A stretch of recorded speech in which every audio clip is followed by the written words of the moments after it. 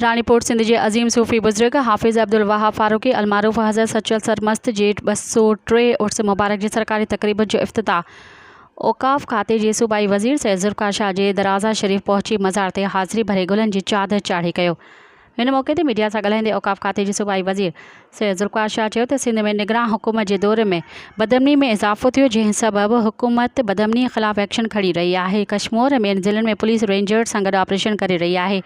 बदअमनी में जेको बि मुलविस हूंदो उन ख़िलाफ़ क़ानूनी कार्रवाई अमल में आंदी वेंदी। हुन चयो त प्रिया कुमारी असांजी न्याणी आहे, जंहिं जी बाज़ियाबी लाइ सिंध हुकूमत असराइती कार्रवाई करे रही आहे। तमामु जल्द प्रिया कुमारी खे बाज़ियाब करायो वेंदो। मज़ीद ख़बरनि ऐं तफ़सीलात लाइ विज़िट कयो असांजी वेबसाइट www.awamiNewsHD.com ऐं ॾिसंदा रहो अवामी न्यूज़ HD।